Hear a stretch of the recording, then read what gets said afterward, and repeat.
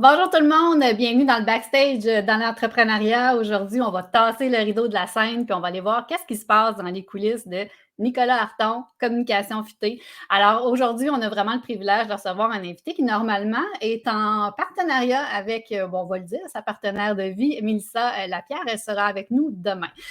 Aujourd'hui, donc, on va aller voir qu'est-ce qui se passe au niveau du parcours, des aspirations, de la réalité entrepreneuriale de Nicolas avec grand plaisir. Juste avant, je veux vous mentionner que ma passion pour l'entrepreneuriat, c'est surtout de vous amener à reconnaître que dans votre parcours d'entrepreneur, vous avez des apprentissages, vous avez aussi surtout une contribution. Vous avez une volonté de contribuer et je suis là pour travailler à vos côtés, pour aller clarifier vos ambitions, de faire un plan stratégique en conséquence et de vous amener à pouvoir contribuer à la hauteur justement de vos ambitions.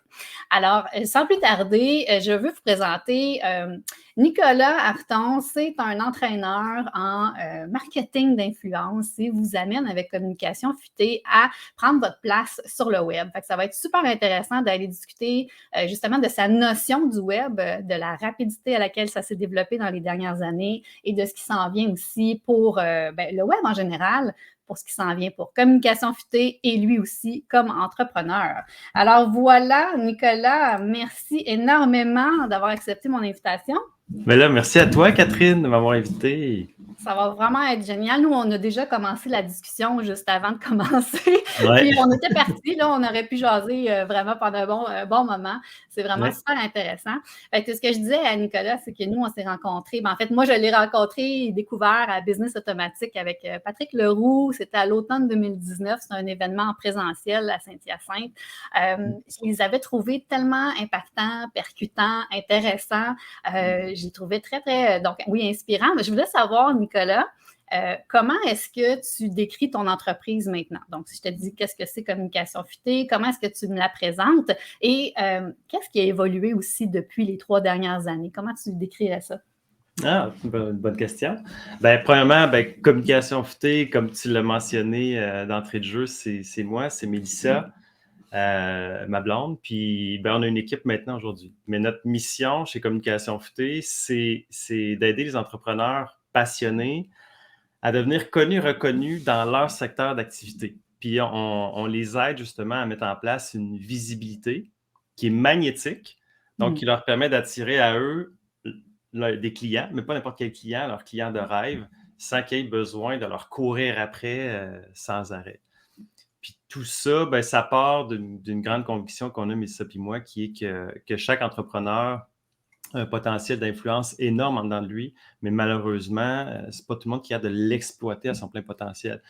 Évidemment, d'influence positive, puis c'est comme l'espèce de, tu sais, la fameuse chaîne là, de donner au suivant. C'est que chaque entrepreneur qui a un impact positif autour de lui, c'est comme s'il donnait au suivant. Fait que nous, de faire cette mission-là, qui est d'aider chaque entrepreneur autour de nous à exploiter leur potentiel à eux, ça leur permet à eux d'aider plus de monde. Puis, tu sais, la fameuse chaîne de donner au suivant, ça, c'est quelque chose qui me motive énormément. Fait que ça vient nourrir ce qu'on fait là, au quotidien. Oui, puis on se rejoint beaucoup, beaucoup là-dessus. Puis je vais y revenir dans un instant parce que je voulais juste avant faire remarquer que, effectivement, c'est ça, dans les 3 dernières années, l'entreprise a évolué énormément, pardon. Puis on s'est dit aussi que Communication Futée telle qu'il est présentement, telle qu'elle est, n'aurait pas pu exister comme ça il y a 15 ans, évidemment, même il y a 10 ans, ne serait-ce que pour les réseaux sociaux, ça a tellement évolué rapidement. Évidemment, vous êtes super bien positionnés parce que des entreprises sur le web, il y en a, ça a explosé. Comment est-ce que vous voyez l'avenir un petit peu? Comment est-ce que vous voyez cette mutation-là qu'on a vécue? Est-ce que vous appréhendez peut-être qu'il y en aura d'autres? Puis comment est-ce que vous voyez un peu l'avenir du web? C'est sûr que la seule chose, comment je pourrais dire ça? La seule chose qui ne changera jamais, c'est que tout va tout le temps changer. Ouais. Fait que ça, c'est la seule chose dont on peut être certain, c'est que ça va toujours évoluer. Fait que c'est pour ça que ce soit évidemment le web. Fait que le web, c'est un des morceaux les plus importants actuellement dans le développement de notre entreprise. C'est rendu Avant, il fallait avoir pignon sur rue, mais maintenant, c'est pignon sur web, là, on va Exact, dire. ouais. Donc, c'est sûr que c'est extrêmement important, mais même sur le web, il y a tellement de choses qui évoluent constamment. Fait que notre plus grand atout comme entrepreneur aujourd'hui, c'est la capacité d'évoluer rapidement, la capacité d'apprendre rapidement. Fait que ça, S'adapter. ouais, exactement, de s'adapter. C'est Ouais. un des mots que je cherchais, là.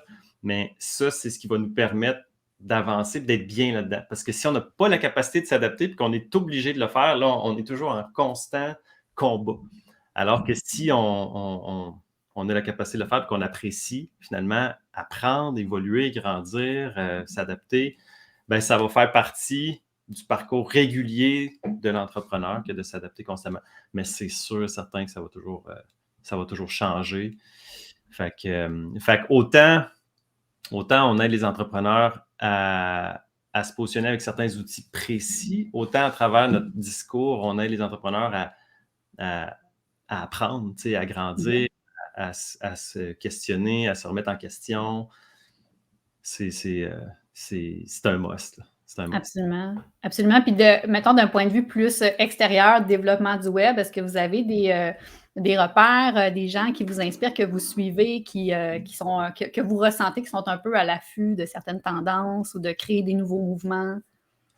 Ben, c'est sûr on lit énormément, Mélissa puis moi. On s'inspire de plusieurs entrepreneurs, effectivement. Mettons, je pense à Russell Brunson, lui qui est propriétaire de la compagnie ClickFunnels. Ouais.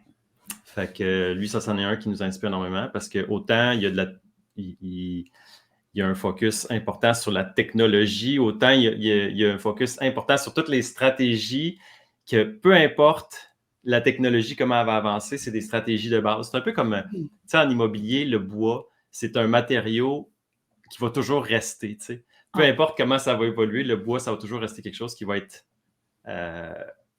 up-to-date, là, ça ne sera jamais passé date du bois. Fait qu'il y a des stratégies, il y a des façons de faire, marketing, communication, connexion avec les gens qui ne changeront pas, peu importe la technologie. Fait que lui, il a cette vision-là des choses que je trouve vraiment intéressante, qui nous inspire beaucoup. Puis évidemment, ben, dans chaque domaine, on a des gens qui nous inspirent, comme là actuellement au niveau des finances, le développement de ses finances comme entrepreneur. Ben, il y a Mike Michalowicz. OK, oui. Lui, il a écrit le livre Profit First. Ouais. Ça, c'est notre révélation 2022. Fait qu'on en parle énormément. Donc, ça, c'est quelqu'un qui nous inspire beaucoup actuellement. J'en aurais deux autres à te dire qui me viennent spontanément, mais qui nous accompagnent depuis des années. Il y a Dave Ruel. Oui. Dave Ruel, lui, c'est pour sa méthode EFIC, Done by Noon. Donc, ça, c'est tout le concept de l'organisation, la planification comme entrepreneur. Puis son concept, c'est d'être capable de faire en une demi-journée ce que les entrepreneurs font normalement en une journée. Absolument. Ça nous permet d'en accomplir plus si on veut en accomplir plus. Ça nous permet d'avoir plus d'air si on veut avoir plus d'air. Ça nous permet de faire grandir notre entreprise si on veut faire grandir notre entreprise. Ça, c'est extraordinaire. Puis, dans le concept d'apprendre constamment, d'évoluer constamment, puis de retenir, veut pas, hein, parce que ça, c'est un des, comment je pourrais dire, une des peurs des entrepreneurs, c'est que j'apprends plein de choses, mais je retiens qu'est-ce que je vais retenir, tu sais? Ouais. Qu'est-ce Il y que en a je vais beaucoup qui ont la acheter? formette aiguë, là. Formation. Ah, ouais. Oui, difficulté à appliquer. Exactement. Fait actuellement, un mentor, c'est Jim Quick. OK. Puis lui, c'est un expert au niveau du cerveau, au niveau de l'apprentissage rapide, de la lecture rapide. Donc, c'est sûr que je me forme beaucoup auprès de lui en ce moment. Puis ça m'aide à mieux aider justement les entrepreneurs à apprendre puis à retenir ce qu'ils apprennent finalement.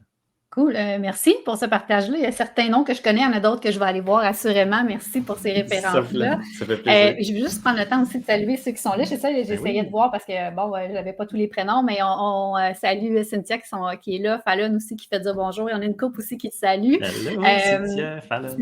Si vous avez des questions pour Nicolas, n'hésitez pas, on est là, on est en direct, donc on peut adapter aussi.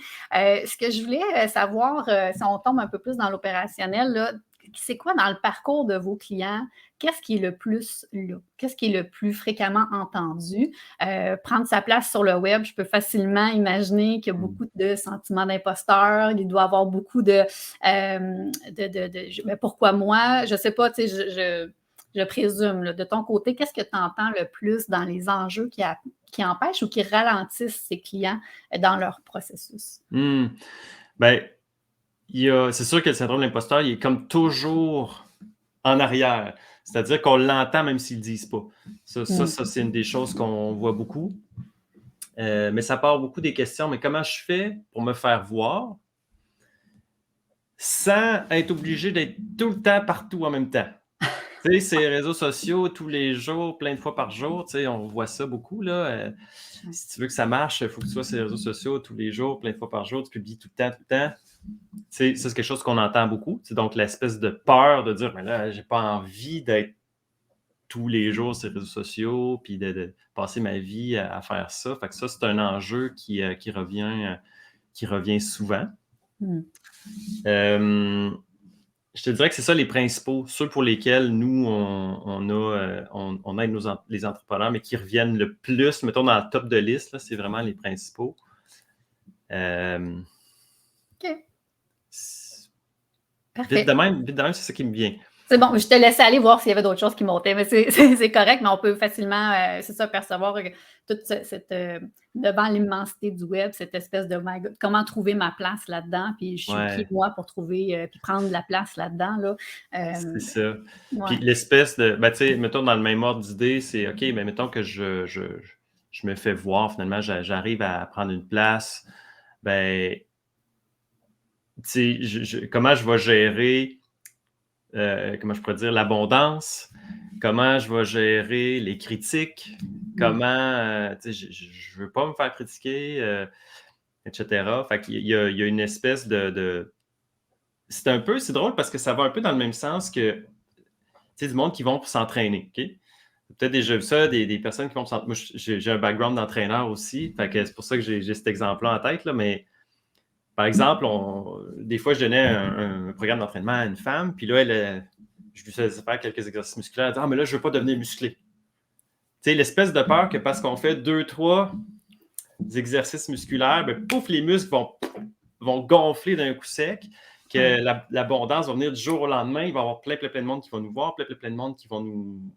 tu sais, qu'on va avoir à gérer, nous solliciter, effectivement.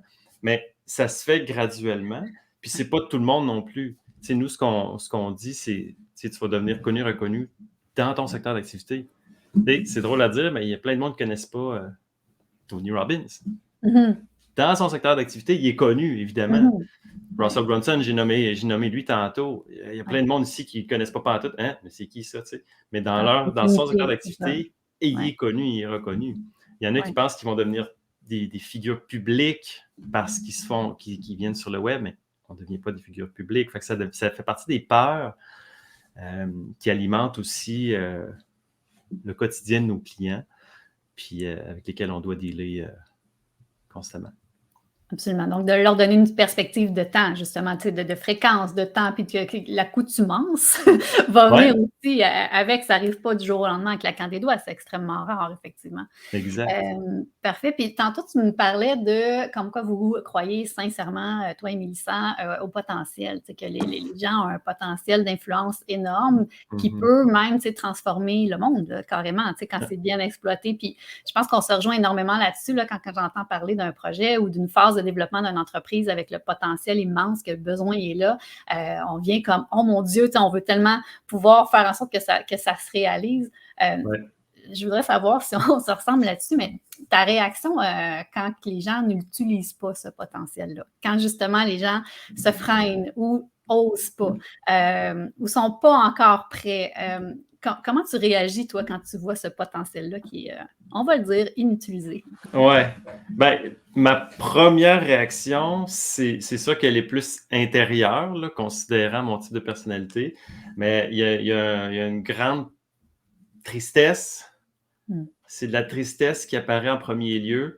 Puis, tu sais, encore une fois, avec l'expérience, il y a des choses qu'on arrive à comprendre, à voir qu'on n'aurait pas vu avant puis qui nous auraient fait réagir différemment. Je t'explique. Tu sais, tantôt, quand je te disais, maintenant, on est capable de voir que les gens, même s'ils ne nous le disent pas, ils sont teintés par le syndrome de l'imposteur.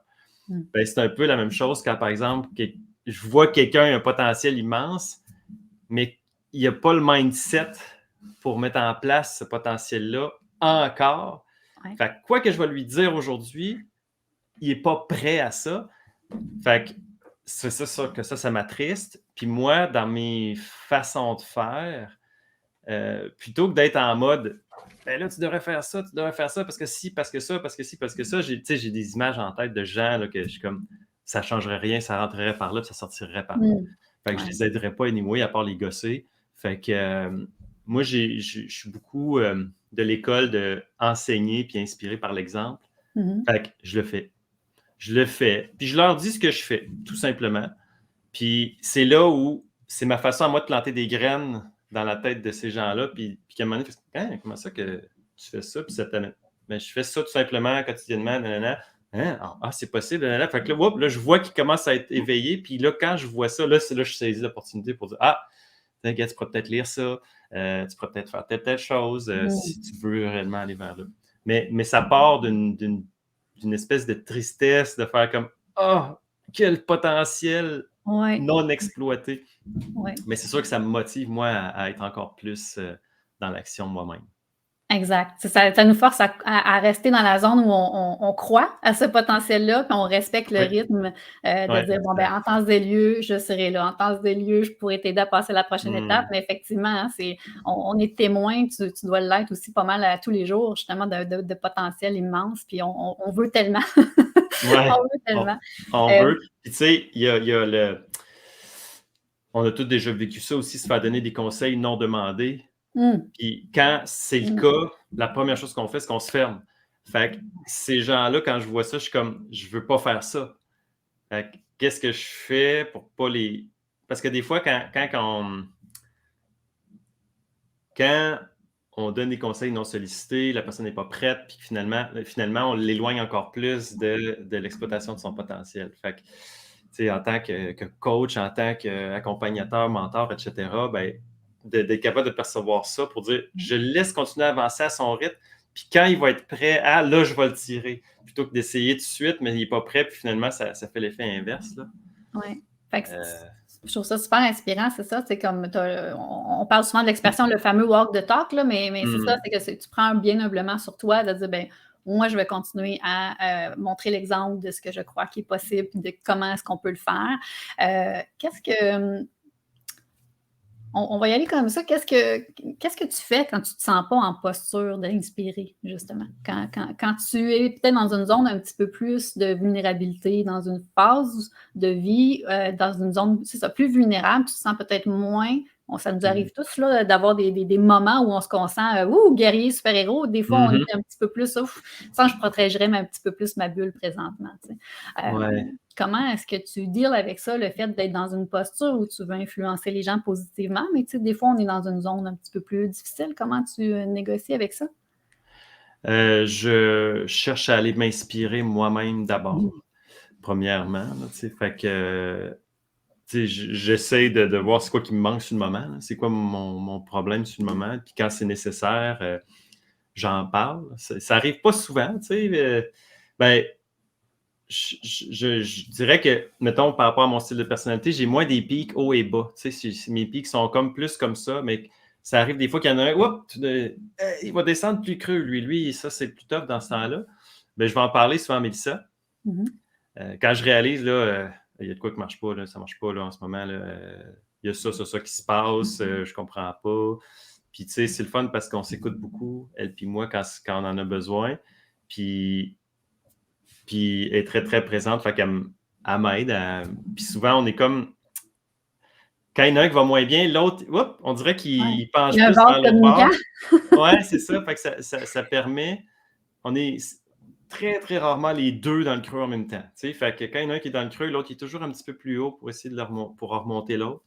Fait que ça aide. Puis l'autre chose que je fais, c'est que malgré ça, je me mets vraiment en mode, comment je pourrais dire, quand je dois intervenir dans dans ces moments-là, quand même. C'est donc, par exemple, j'ai un groupe j'ai un groupe de clients, puis j'ai une rencontre le mercredi. Ben, même si je ne file pas avant, je me mets dans des conditions pour être à mon top. Ouais. J'arrive pas là, je file pas, puis ils n'ont pas à subir ça. Ça ne veut pas dire que je ne vais pas mentionner des choses qui ne vont pas, mais malgré tout, je vais quand même rester dans un mode, entre guillemets, de show must go on, dans le sens où, dans l'intervention, quand je suis sur scène, je suis à mon meilleur parce que les autres, c'est la Ouais. première fois qu'ils entendent ça, ils méritent le meilleur. Puis, ce qui est intéressant dans cette approche-là, c'est que c'est thérapeutique aussi. Oui. Ça fait en sorte que ça me remet moi-même mieux Ouais. après, tu sais. Ouais. Je fais le mieux après, je suis comme, déjà, je suis moins down après une intervention comme celle-là parce que je me suis poussé à être à mon meilleur pendant cette intervention-là, que je ne Exact. suis pas resté down. Donc, on parle pas évidemment, d'enterrer les problèmes en dessous du tapis, mais Non, c'est ça, d'arborer un état d'esprit, puis même physique, de joie, d'énergie, de motivation, ça vient visiblement nous aider aussi dans ce qu'on vit. exact. Ouais. Ça nous vient de notre passé de théâtre, Mélissa et moi. Les deux, on est de même. Elle aussi est comme ça. Puis, tu sais, tu te crains, même si t'es pas. Tu sais, ça arrive des fois qu'on était enrhumé avant un show de théâtre. On était en scène, on était en coulisses en arrière, on a le nez qui coule, puis après ça, on se craint, puis là, on embarque sa scène, puis on dirait qu'il n'y a plus rien. Ouais. Le nez nous coule plus, on est top shape, ça va bien, on ressort en arrière.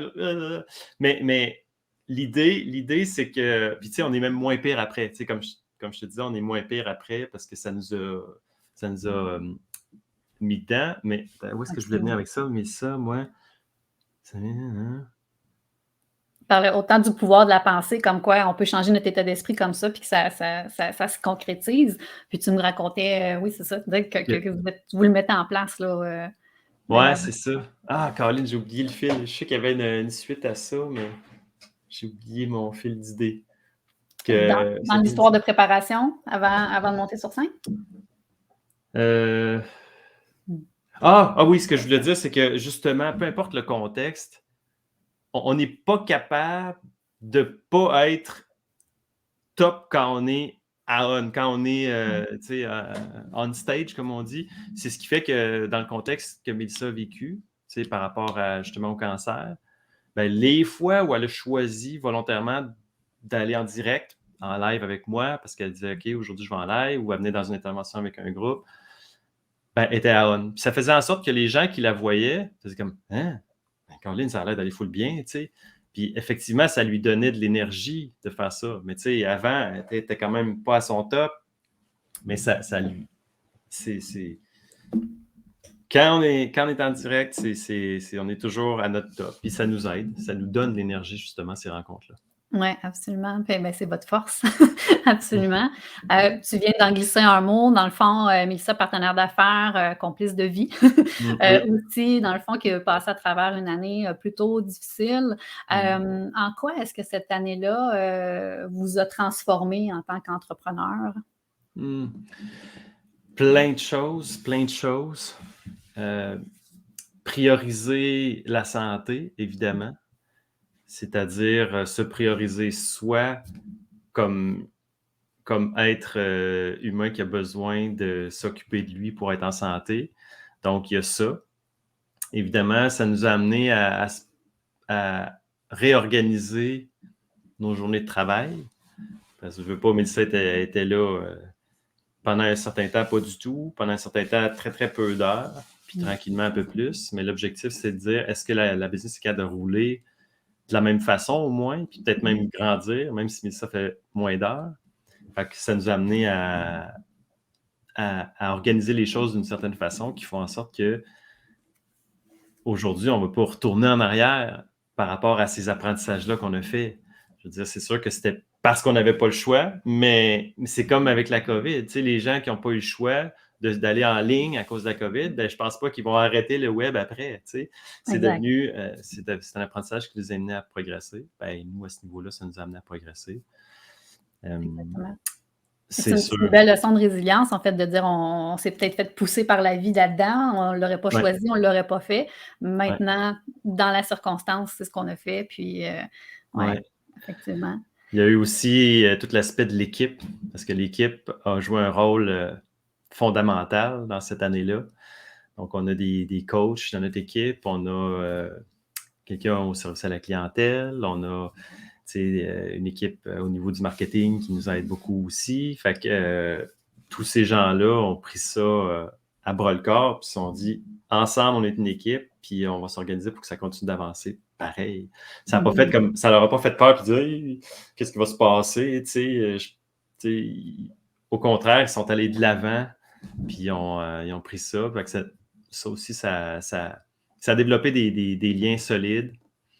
Puis ça nous a amené à avoir une relation avec notre équipe c'est ça, qui est plus forte, encore. Beau.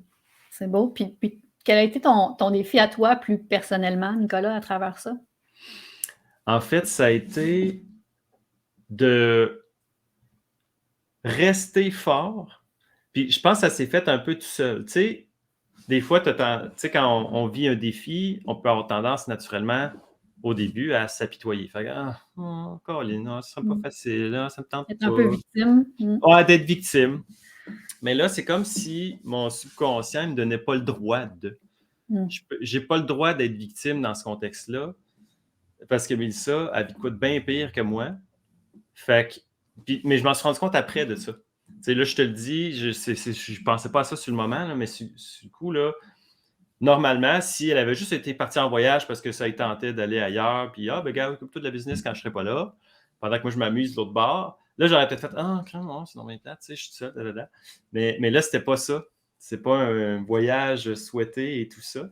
Donc, tout ce que ça m'a amené à faire, c'est juste être plus présent, plus fort encore, puis justement développer mes attitudes de leadership. Mais ça s'est fait un peu sur le tard, si on veut, là. Mais ça m'a amené dans cet état-là de je passe à une coche de plus, je passe en deuxième vitesse, puis j'y vais. Tu sais, je le fais pour elle. C'est un peu comme l'adrénaline d'un parent que son enfant il est mal pris, puis il fait faire des affaires intenses qu'il n'aurait jamais faites, qu'il n'aurait Ouais, jamais pensé être capable de faire. Mais je pense ouais, que c'est un peu là-dedans que je me suis retrouvé pendant cette année-là. ouais. Puis, ben, comme on dit tantôt, ça nous amène à apprendre, à évoluer, à grandir malgré tout, là. Absolument. Puis on ne le souhaite pas à personne, mais on s'entend que vivre des événements extérieurs comme ça, imprévus, ça crée un momentum. Ça crée un momentum qui te force à prendre des décisions, qui te force à prioriser différemment, à faire les choses différemment, comme tu l'as mentionné. Ouais. Où est-ce que je fais un parallèle avec le développement d'entreprise? Des fois, c'est l'entrepreneur qui doit susciter ce momentum-là. J'ai le choix de continuer comme je vais là. J'ai le choix d'amener l'entreprise à continuer ses opérations, en quelque part, à entretenir une certaine stagnation, ou je peux me propulser en investissant en moi, en bâtissant une équipe, en allant chercher des nouveaux équipements, peu importe ce que c'est, mais ça fait peur parce que là, tu as le choix. Tu as le choix de dire, ben, je peux rester comme c'est là ou je vais m'auto-mettre à risque puis me propulser dans une prochaine étape. Qu'est-ce que tu dis quand tu vois des entrepreneurs qui sont devant ce choix-là? Toi, tu n'as pas eu le choix. Hein? Veux pas, vous êtes fait pousser par la vie à prendre à une prochaine étape dans votre développement d'entreprise. Mais qu'est-ce que tu dis devant à un entrepreneur qui, lui, a le choix? C'est une bonne question. J'ai jamais eu à vivre depuis ce temps-là cet enjeu-là de comparer, on va dire, la situation. Mais je comprends très bien ton point, puis je trouve ça vraiment intéressant. Parce que c'est vrai que quand on n'a pas le choix, on les fait, les choses. Tu sais, le nombre de fois où on dit à une maman, comment tu fais avec 3 enfants pour aller faire ci, faire ça, faire ça? Je fais, j'ai pas le choix, je le fais. Tu sais, à la limite, on ne sait pas pourquoi ou comment. Ça serait difficile à expliquer. Mais c'est vrai que ça nous met dans une situation où quand la personne a le choix après, c'est qu'est-ce qui est important pour toi? Mm-hmm. En fond, qu'est-ce qui est vraiment important pour toi? Puis est-ce que c'est réellement important pour toi? Puis pourquoi? Ça m'amène à vouloir creuser un peu, à poser les questions sur les vraies raisons derrière. Parce que quand on n'a pas le choix, c'est comme, entre guillemets, la vie ou la mort. C'est assez important, la vie, pour faire le nécessaire pour. Puis il y a plein de coachs, puis moi, je n'ai jamais utilisé ça, mais il y a plein de coachs qui disent, mais si, si ta vie en dépendait, qu'est-ce que tu ferais? Tu sais? Je veux dire, c'est facile à dire comme ça, là. Ouais. Quand c'est réel, c'est autre chose.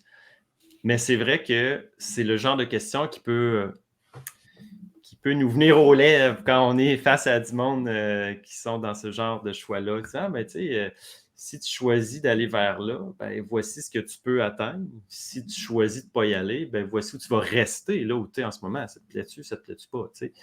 Mais après ça, pourquoi tu voudrais aller là? Qu'est-ce qui te motive réellement à aller là?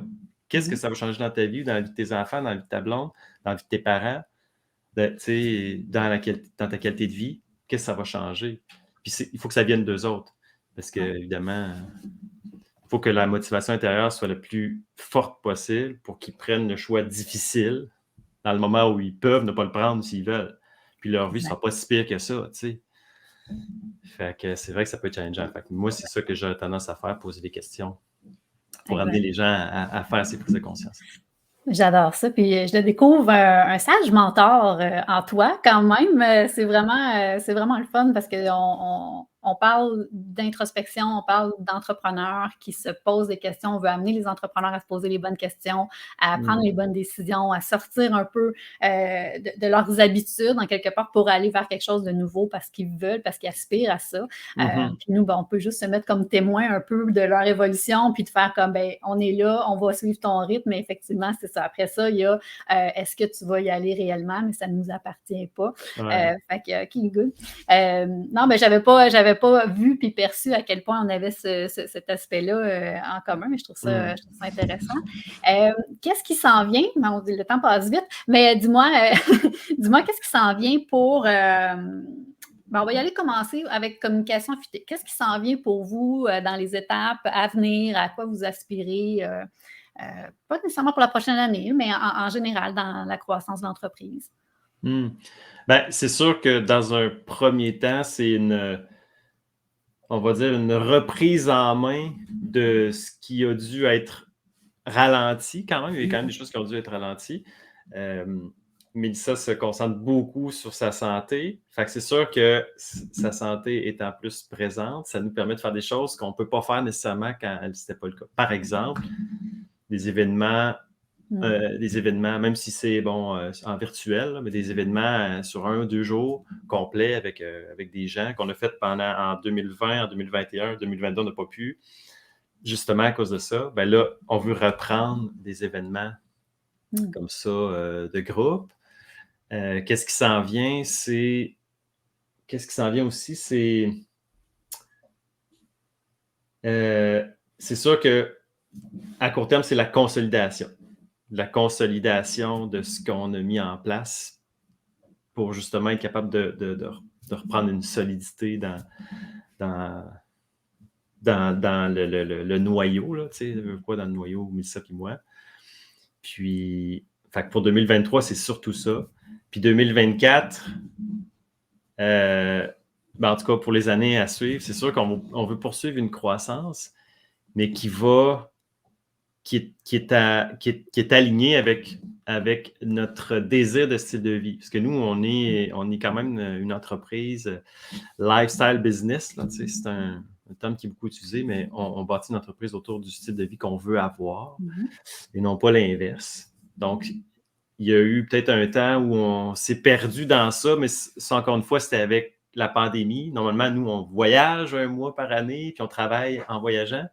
Fait que ça a un peu été chaotique par rapport à ça dans les dernières années. Fait que c'est quelque chose qu'on veut reprendre. Donc, reprendre le voyage puis travailler en voyageant. Là. Donc, reconsolider aussi le style de vie qu'on souhaite avoir comme entrepreneur. Fait que ça ressemble à ça. Je te dirais, ça reste assez axé sur la consolidation, assez axé sur une croissance, comme on disait avant d'entrer en direct, là, mais qui est plus petit train va loin, tu sais. Ouais. Donc, garder la constance, mais d'être capable de la soutenir, de la maintenir. Donc, nous, on est beaucoup dans l'entreprise durable et non pas un grand coup, après ça, on disparaît puis on n'est plus là. Fait que on veut reprendre ça, le rythme qu'on veut avoir. Puis après ça, se poser des questions sur comment on croit, mais de façon graduelle, là, de manière à ce que ça soutienne notre style, que ça soutienne notre style de vie, finalement. Merveilleux. Puis c'est super inspirant aussi. Puis c'est ça, la vie, c'est pas que tu as cette intention-là, tu la mets en place puis tu la maintiens. Hein? Il y a des phases, il y a des moments où est-ce que tu te recules, puis que tu réajustes et que tu continues. Ouais. Merci d'avoir partagé tout ça. J'aurais pu vraiment et j'aimerais pouvoir continuer. J'ai la chance de continuer demain, donc Oui. avec Mélissa. Dis-moi, Nicolas, c'est très drôle. On est entre nous, bien sûr. As-tu une question pour Mélissa? J'ai-tu une question de Mélissa? Ah! Crème, mon Dieu! C'est quelque chose que tu aimerais l'entendre parler de. Hein, mon Dieu, je ne m'attendais pas à Tu ça. acheté du lait? Ah, tu as acheté du lait! Hey, c'est une bonne question. Qu'est-ce que je pourrais vouloir lui poser comme question? Ben, j'ai le goût justement d'avoir sa vision, tu sais, parce que souvent on réfléchit les choses ensemble, mais souvent on se donne la possibilité de le réfléchir chacun à notre bord. Mais c'est quoi sa vision justement de 2023-2024? J'aime beaucoup cet angle-là de question que je serais curieux d'avoir sa réponse par rapport à ça. Absolument. On va y voir. Fait que je t'invite à être présent pour sa réponse. Mais Nicolas, sincèrement, un grand, grand, grand merci. Je pense que le sujet du backstage de l'entrepreneuriat, ça te sied très bien. Je te sens très confortable aussi à parler de ça, les réels besoins, la réalité de l'entrepreneuriat. Je te sens vraiment un bon et inspirant mentor pour tous tes clients. On invite évidemment tout le monde qui ont écouté l'entrevue à aller suivre Communication Futée si vous ne le faites pas déjà, d'aller les suivre. Ils sont sur YouTube, évidemment, sur toutes les chaînes, réseaux sociaux et compagnie. Ils sont extrêmement actifs. Il y a du contenu, oh my God, je veux dire, c'est sûr, sur ça, vous faites de la recherche avec Communication Futée, vous allez trouver du contenu qui vont être impactant, c'est du concret, c'est des capsules qui sont courtes, puis justement, ils vous amènent aussi à devenir quelqu'un d'influent dans votre domaine, à la même façon qu'eux, ils arrivent, mais vraiment haut la main. Fait que merci énormément pour ce que vous faites au niveau de l'entrepreneuriat, Monsieur Nicolas et Madame Mélissa. Merci à toi. Je te souhaite une belle continuité, bien sûr. Puis nous, on se retrouve demain avec l'entrevue avec Mélissa Lapierre. Donc, bonne journée tout le monde. Merci. Merci Catherine. Bye tout le monde.